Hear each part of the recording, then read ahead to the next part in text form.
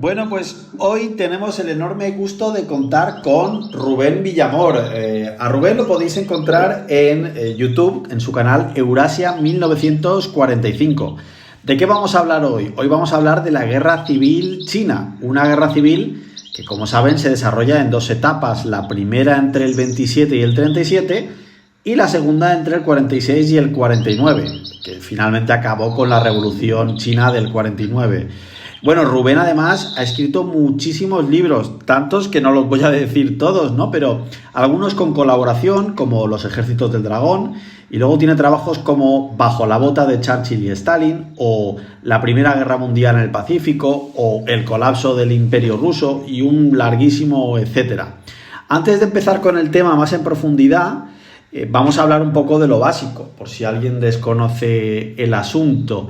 Te quería preguntar, Rubén, ¿qué relación hay entre China y Taiwán y qué conflicto se produjo que dio lugar a esta realidad actual?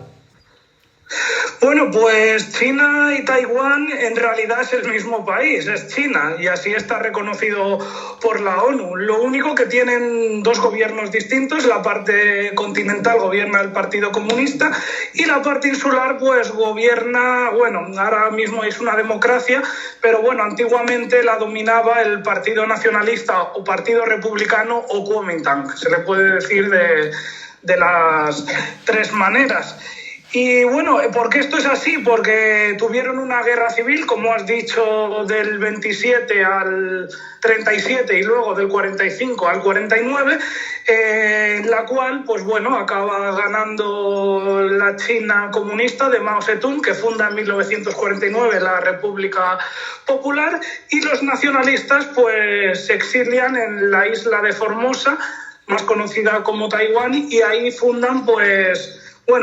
siguen la antigua administración del Partido Nacionalista o el Kuomintang, que solo llevaba 4 años en la isla, porque hasta 1945 Formosa había sido parte del Imperio japonés. Sí, es una cuestión interesante porque muchas veces en la geopolítica actual mucha gente desconoce qué es Taiwán y qué es China, ¿no? Sobre todo por una cuestión, y es que muchas veces parece que el conflicto puede venir. ¿Tú crees, Rubén, que este conflicto entre las dos Chinas puede producir un conflicto bélico en un futuro próximo? Pues voy a ser un poco pesimista, pero no voy a decir que sea probable 100%, pero hay altas posibilidades. Y bueno, ¿por qué? Pues básicamente por dos razones.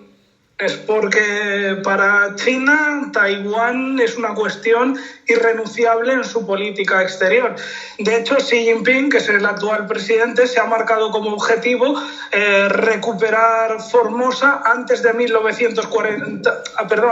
2049, es decir, antes de que se cumplan 100 años de la fundación de la República Popular. Obviamente esto no será así, yo creo que esto va a ser, pero muchísimo antes. No se puede permitir esperar tanto tiempo.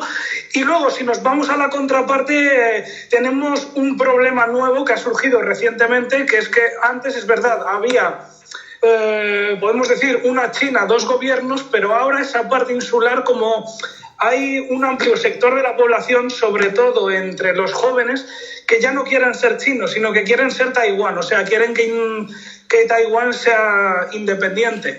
Para más INRI, el último partido que ganó las elecciones fue un partido de corte independentista que lidera la actual presidenta, Tsai Ing-wen, y bueno, de momento no se ha atrevido a pronunciarse a una independencia de Taiwán. Ahora mismo no creo que lo haga, pero está sentando las bases para hacerlo en un futuro próximo.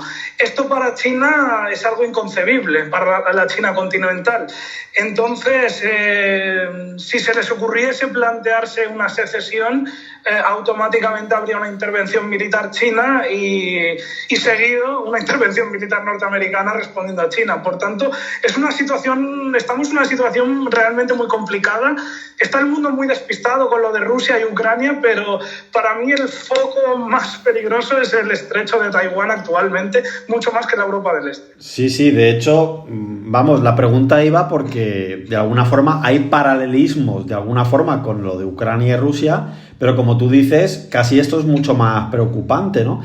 Y luego hay una Sí. cosa también curiosa, y no quiero entrar en las causas porque, bueno, sería complejo, y es que los indicadores de bienestar económico, y no solamente económico, sino el índice de desarrollo humano, pues muestran una calidad de vida de Taiwán sustancialmente, muy sustancialmente superior a la China, ¿no?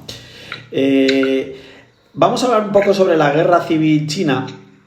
Y yo te he visto un vídeo muy interesante en el que nos hablas de 10 causas que para ti propiciaron o ayudaron a la derrota del Kuomintang. Si te parece, vamos a analizarlas una por una. La primera que señalas tiene que ver con las bajas en la Segunda Guerra Mundial. ¿Por qué consideras que esto influyó? Pues bueno, básicamente si miramos el número de bajas que sufren las dos Chinas de la Segunda Guerra Mundial, porque bueno, casi todo el continente estaba dominado por el Partido Nacionalista, había 3 provincias que eran Shanxi, Gansu y el norte de Ningxia, que bueno, tenía ahí el Partido Comunista, estaba ahí presente, pero era muy pequeño, o sea, era más o menos de la mitad de la península ibérica, que eso no es nada comparado con el resto de China.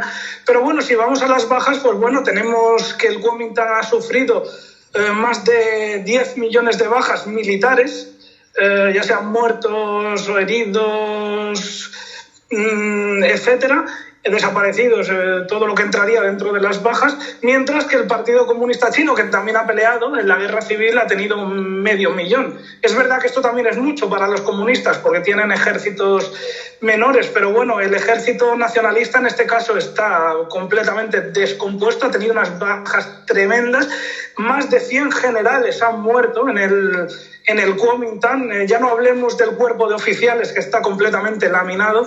Entonces esto va a ser una causa muy importante, porque si antes de la invasión japonesa casi el número era de 80-1 en favor de los nacionalistas, en la guerra civil ahora se va a volver solamente de 4-1.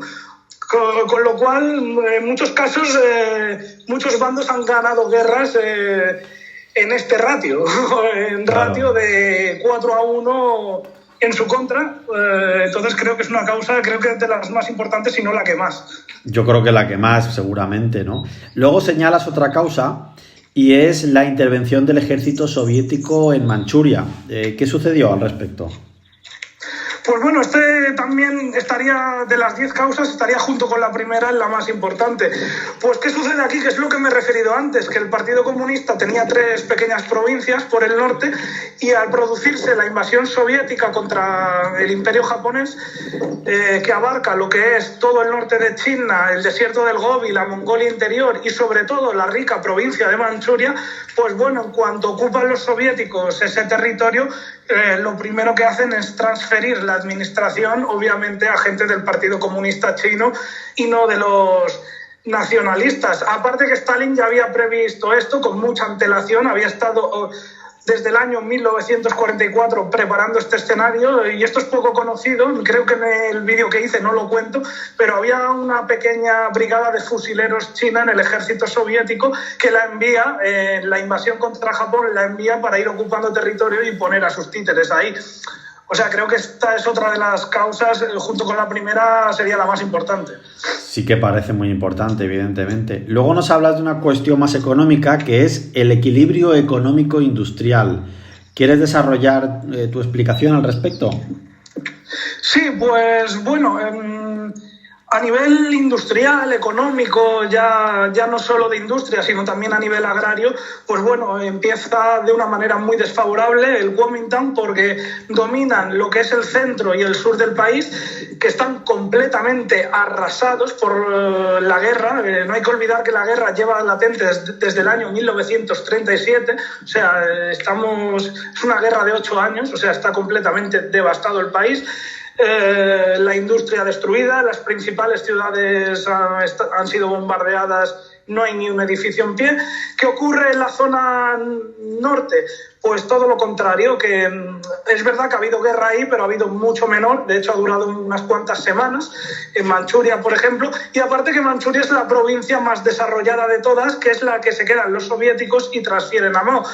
¿Por qué digo esto? Porque Japón, que a principios del siglo XX era la primera potencia en Asia, pues al apropiarse de este territorio lo que hizo es invertir en infraestructuras y bueno, construyó infinidad de fábricas, factorías dedicadas a la minería y sobre todo además explotó el petróleo de Changchun, que está en la zona suroeste de Manchuria, que bueno, que esto va a pasar todo al Partido Comunista. Eso ya sin contar los nudos de carretera, los ferrocarriles más desarrollados están en esa zona. Por tanto, el Partido Comunista va a pasar de estar en las montañas viviendo como los antiguos salvajes a tener la industria más potente del país de un día para otro. Entonces es una ventaja importante.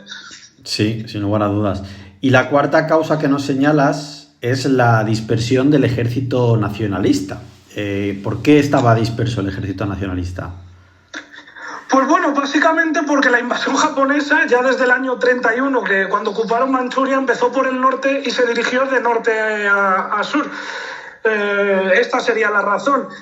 Quizás lo más importante es que, o dos razones importantes en este aspecto, es que en el año 1944 Japón lanzó la mayor ofensiva terrestre, que fue la Operación Ichigo, y que prácticamente expulsó a los nacionalistas del centro sur de la nación. O sea, básicamente se concentraron pues cerca de la frontera con Vietnam. A esto había que añadir que las unidades de élite del ejército chino, como era la primera división, la 200 división motorizada que tenía equipo de la Wehrmacht de finales de los 30, es decir, las mejores unidades de todas, las brigadas acorazadas con Sherman, tanques americanos y esto, pues estaban en Birmania, estaban sosteniendo el frente de Birmania a los británicos para evitar que eso colapsase.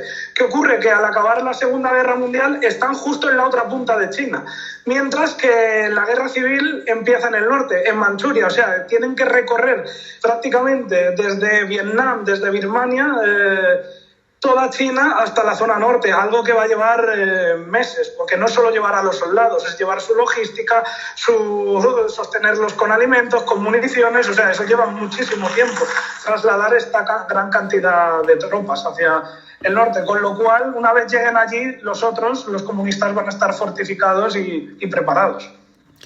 Y otra de las causas que nos señalas es el armamento de la Unión Soviética. ¿Cómo influyó este armamento?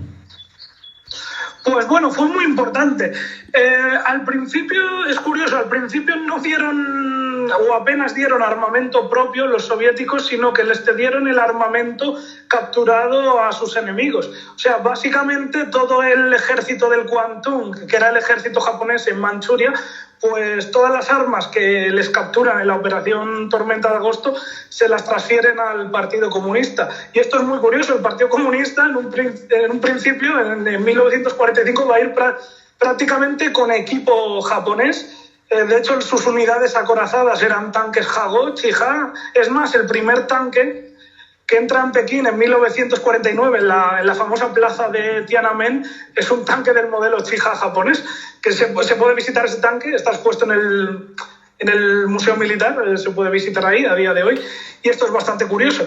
Y luego aparte también les ceden mucho armamento de la Wehrmacht capturado al ejército alemán en Europa, porque bueno, tenían grandes depósitos de armamento que no sabían qué hacer con ellos, los soviéticos, con todo lo que capturan. Y luego ya, a medida que la guerra civil va avanzando, ya sí que les van dando armamento propio.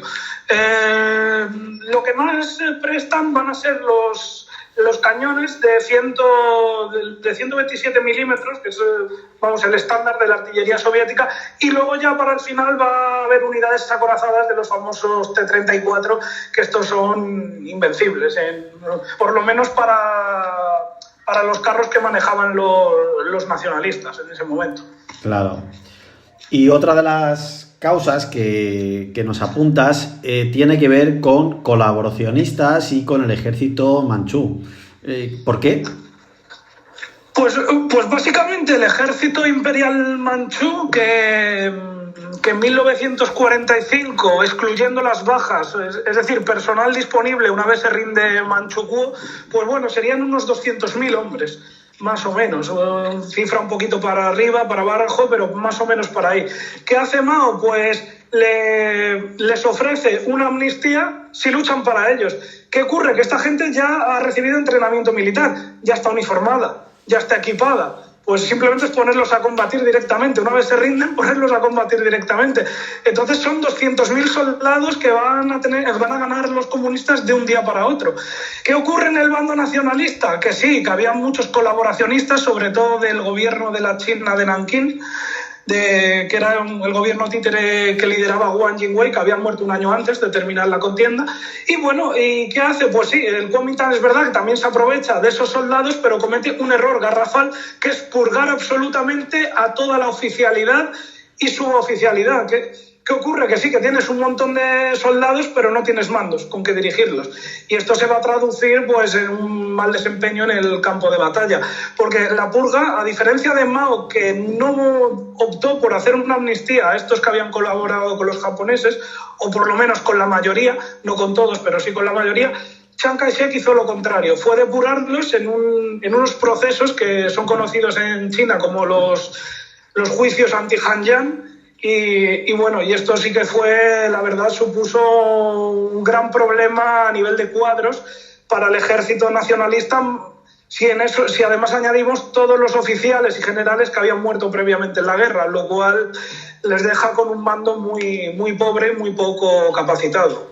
Sí, sin lugar a dudas es fundamental, ¿no? Y siguiendo, analizando la derrota del Kuomintang o la victoria de las tropas de Mao, nos señalas también la importancia de la guerrilla. ¿Por qué la guerrilla fue tan importante? Sí, esto es muy interesante porque aquí sí que hay que decir una cosa a favor de los comunistas chinos en la Segunda Guerra Mundial, que muchos les achacan que su papel fue muy minoritario y que prácticamente todo lo hizo el ejército nacionalista, cosa que es cierto, pero sí que es verdad que desde el principio de la Segunda Guerra Mundial la mayor parte de la guerrilla la capitalizó el Partido Comunista. ¿Qué ocurre? Que una vez se retira Japón, ya estaban todas esas bases partisanas con sus núcleos, ya existían. Y hablamos de unas guerrillas de unos volúmenes gigantescos. Bueno, hay que señalar que de todos los movimientos partisanos de la Segunda Guerra Mundial, el chino fue el más grande de todos. O sea, superó al soviético, el soviético creo que fueron 900.000 soldados, si no me equivoco, 900.000 partisanos. De los chinos podemos hablar perfectamente de 3 millones, 3 millones y medio. O sea, hablamos de un fenómeno guerrillero enorme. Había también nacionalistas entre los guerrilleros, pero casi todo era el Partido Comunista. ¿Qué ocurre? Que todo esto queda a la espalda del Kuomintang.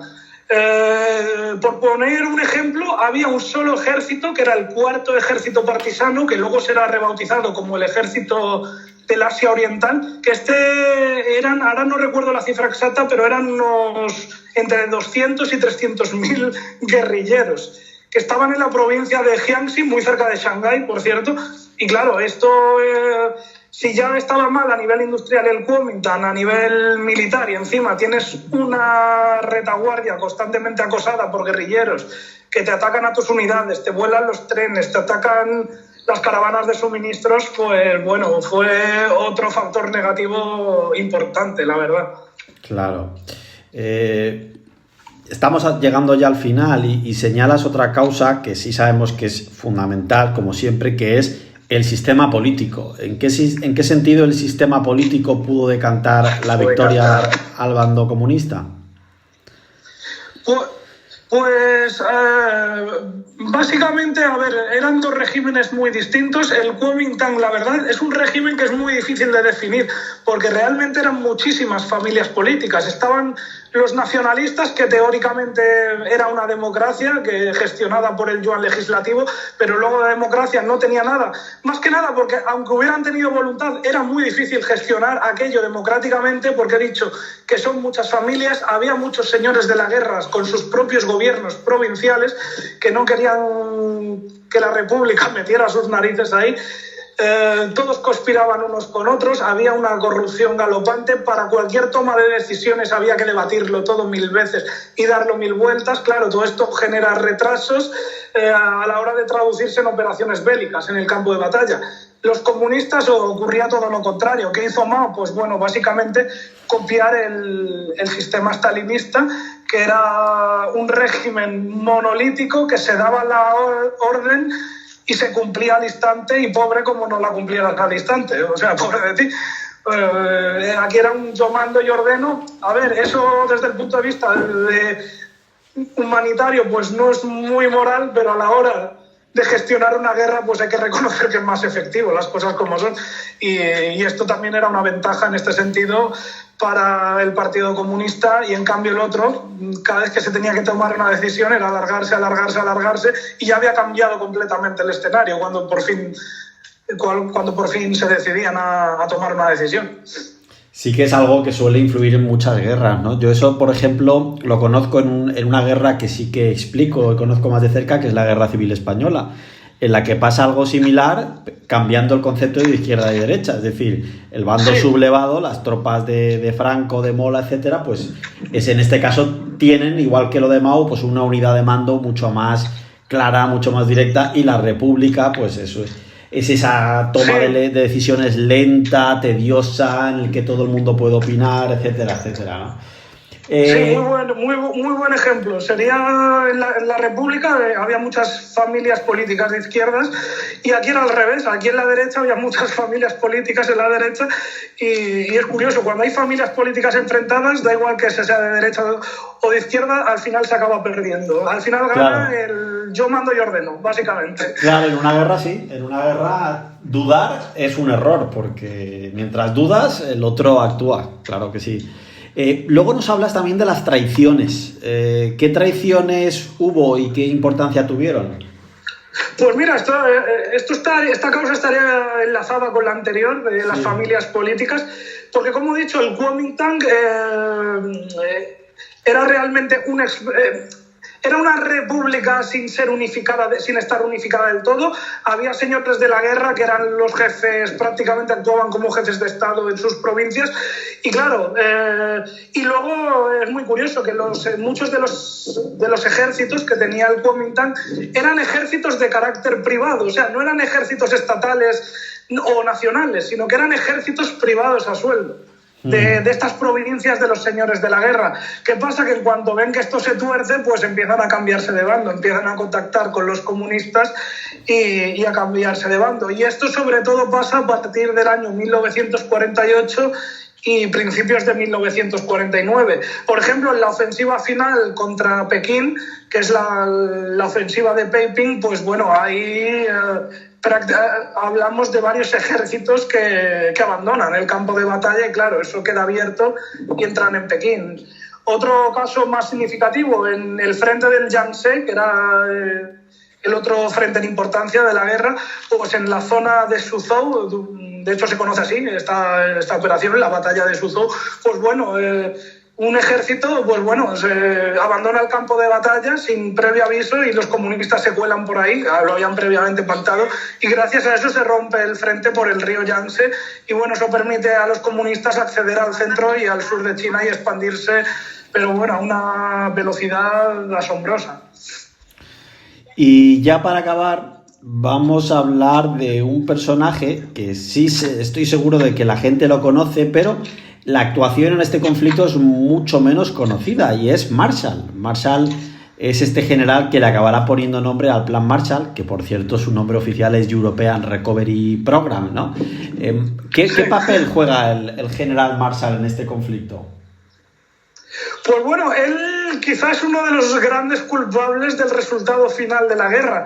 ¿Y por qué digo esto? Porque él encabeza la misión Marshall, que bueno, es una misión que fue entre los años 1946 y 1947 para intentar que los dos bandos alcanzasen una paz. Realmente ninguno tenía intención. Quizá quien más se mostraba partidario era Mao, pero era todo teatro, era para ganar tiempo, y la verdad la jugada le salió bien. ¿Por qué digo esto? Porque cuando llega Marshall allí, de repente los comunistas tienen una actitud muy conciliadora, cosa que los nacionalistas no, obviamente porque conocían a sus enemigos y sabían que estaban haciendo circo, pero el caso es que le meten la bola al general Marshall, las cosas como son, y al final llega hasta tener palabras muy duras con los propios nacionalistas Marshall. Hay de hecho algún enfrentamiento verbal bastante tenso entre Chiang Kai-shek y el general. que bueno, llegó a afirmar como que Mao realmente quería imponer en China una democracia parecida a la de Washington y la Casa Blanca, cosa que era demencial. El caso es que ganaron un tiempo precioso porque estos contactos ocurrieron en una franja de tiempo en el que estaba ya prácticamente derrotado el Partido Comunista.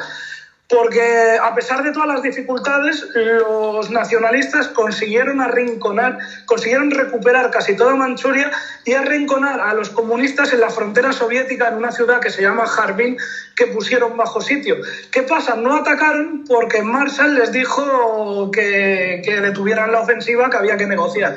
Y prácticamente les regaló un año de tiempo a los comunistas.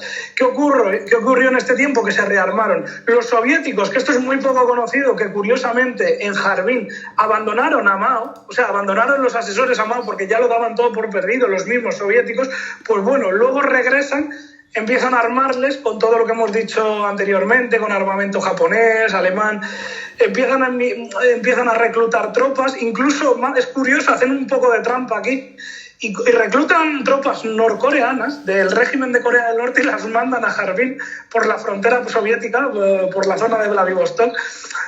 ¿Qué ocurre? Que cuando reanuda la ofensiva al Kuomintang, lo que hacen es defenderse en Harbin muy bien los comunistas, derrotar a los nacionalistas y pasar al contraataque y empezar a recuperar Manchuria. Y bueno, si Marshall no hubiera cometido este gravísimo error de obligar a Chiang Kai-shek a parar la ofensiva durante prácticamente un año, estoy seguro que a pesar de todas las dificultades, Chiang Kai-shek hubiera ganado la guerra civil si no es por esta metedura de pata del general Marshall. Sí, sin duda fundamental. Pues agradecerte, Rubén, lo claro que te explicas, y a la gente que nos escucha repetirle que él es Rubén Villamor. En YouTube le podéis encontrar con su canal Eurasia 1945, sobre todo un gran experto en historia militar y sobre todo de la Segunda Guerra Mundial, aunque no solamente de la Segunda Guerra Mundial. Lo podéis encontrar también en sus múltiples libros, que solo que lo pongáis en Google os sale. También tiene tienda en su página web, que es Eurasia 1945. Y nada, pues te sigo viendo en YouTube y disfrutando de tus trabajos escritos. Pues muchas gracias por todo. Lo he pasado muy bien en el programa y espero que no sea la última y venir otra vez.